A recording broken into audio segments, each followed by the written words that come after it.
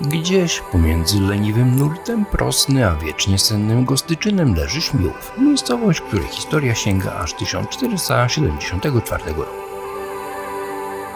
Tak, Śmiłów istniał, kiedy Kolumb jeszcze nie wiedział, że wkrótce zrobił wielki błąd geograficzny i nazwie Amerykę Indiami.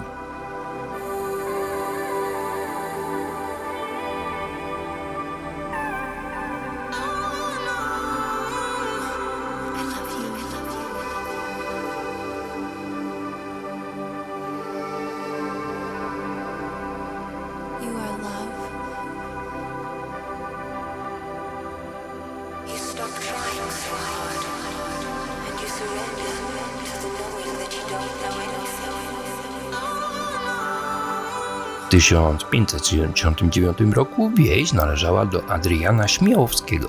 Czy to on dał nazwę miejscowości, czy ona jemu, do dziś nie wiemy.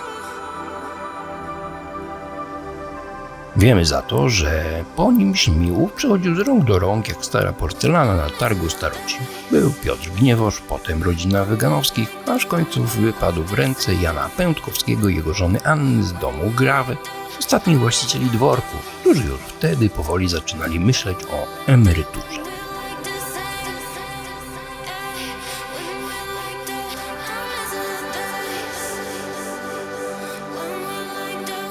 Sam dwór, zbudowany w drugiej połowie XVIII wieku, przeżył więcej niż niejeden bohater narodowy. W XIX wieku został przebudowany, prawdopodobnie według zasady zmień wszystko, by wyglądało na starsze i bardziej klasyczne.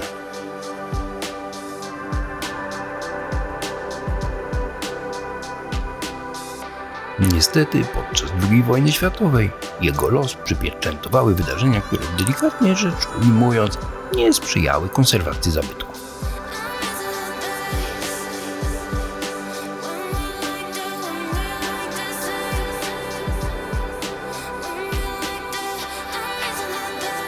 No a w latach 70. ubiegłego wieku uznano, że historia historią, ale cegła przyda się gdzie indziej i rozebrano go niemal doszczętnie.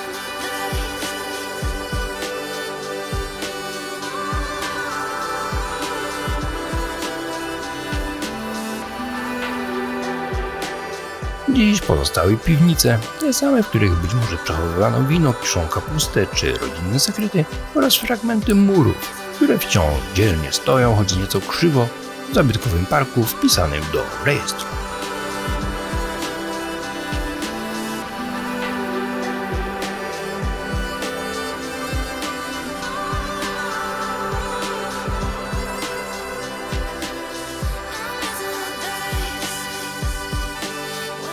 Według Słownika Geograficznego Królestwa Polskiego z 1889 roku Śmiłów był wtedy małą, ale ambitną osadą, miał 18 domów i 85 mieszkańców. Nieco bardziej ekskluzywny był obszar dworski, bo tam było 8 domów i 105 mieszkańców. Czyżby lepszy catering? A dziś gdzieś po dworku pozostały wspomnienia, trochę cegieł i romantyczne ruiny, które idealnie nadają się na sesję ślubną z nutą dekadencji. Śmiłów może i nie tętni życiem, ale tętni historią, trochę zapomnianą, nieco zarośniętą, ale wciąż uparcie obecną.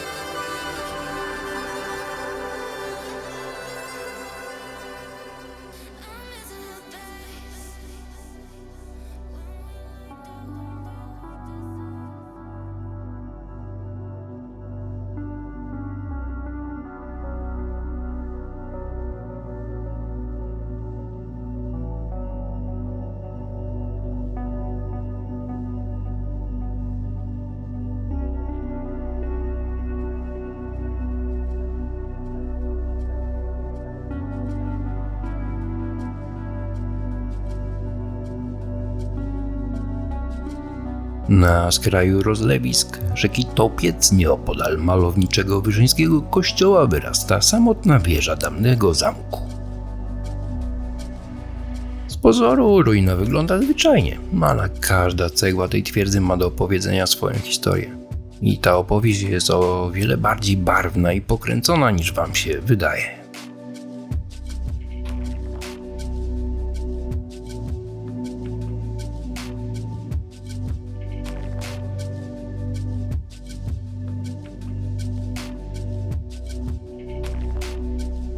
Zaczynamy od Grodzieckich, którzy w przepływie architektonicznego zapału zbudowali tę wspaniałą fortecę w 1556 roku.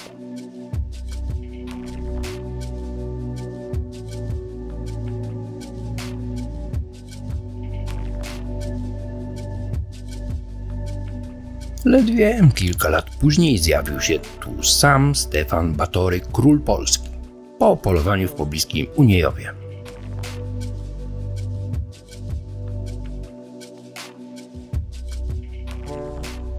Wyobraźcie sobie tą wystawność, aż do momentu, gdy, jak głosi miejscowa legenda, córka gospodarza została przypadkowo zastrzelona podczas uczty na cześć króla. Pewnie pomylili ją z dzikiem. Tak więc pod wpływem wina i emocji dziewczyna opuściła ten świat ze zranionym i to dosłownie sercem. Od tego czasu ponoć jej duch błąka się po okolicznych kniejach, próbując swoim jadowitym zawodzeniem przebić ciszę.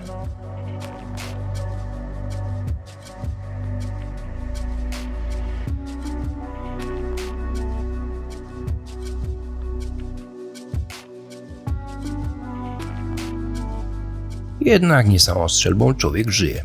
Kolejny zwrot akcji brzmi jak scenariusz najdziwniejszego horroru. Ostatnia dziedziczka Grodzieckich zakochała się, jak to w bajkach bywa, w zbyt ubogim młodzieńcu. Miłość w zamku Wyszyna skończyła się więc dramatycznie, zresztą zgodnie z najlepszymi tradycjami lokalnych romansów. W zamian za wolność ukochanego zgodziła się oddać rękę innemu kandydatowi i podzielić się połową majątku. Niestety, nowy mąż okazał się inteligentny jak bęben. Zamordował biedaka, a na koniec zrobił z jego skóry fotel. Wzruszona panna młoda na widok tak nietypowego mebla nie wytrzymała i skoczyła z baszty prosto do fosy. Później zamek przejęli górowscy herbów w czele, rezydując tam do 1781 roku. W czasie wojny północnej Melchior Górowski, kasztelan poznański, ukrył rodzinne dokumenty obraz Matki Boskiej w pobliskim kościele, bojąc się szwedzkich wojsk. Rozsądne posunięcie, choć czy sami Szwedzi naprawdę polowali na jego papierkową robotę? Górowscy poszli jednak dalej. Przebudowali zamek, urządzając na piętrze wystawne sale i pokoje, a na parterze kuchnie, spichlerze, stajnie i zbrojownie z prochownią. Styl na górze, pragmatyzm na dole. Klasyka arystokracji. Niestety nastały lata 60. XVIII wieku i piekielny zwrot akcji. Konfederaci barscy obrali Wyszynę za swoją twierdzę. Gdy pod mury podeszła wojska rosyjskie, obrońcy zamków nie chcieli go oddać w ręce wroga, więc w 1768 roku sami wysadzili prochownię wraz ze wschodnim skrzydłem. Efekt? Pokaz pirotechniki pierwszej klasy. Eksplozja zrujnowała połowę pałacu, pozostawiając po sobie tylko zgliszcza i poskręcane mury.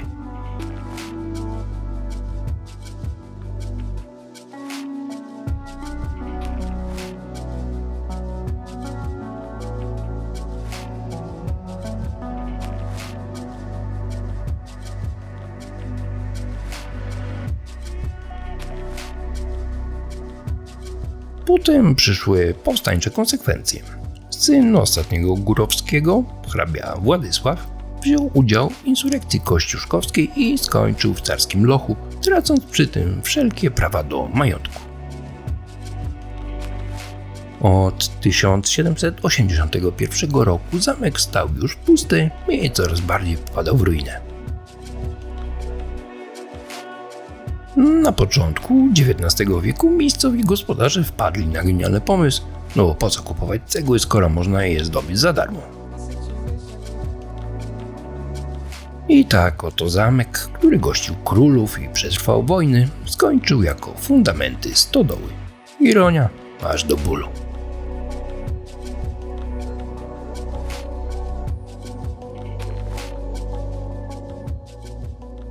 Trzymajcie się, cześć!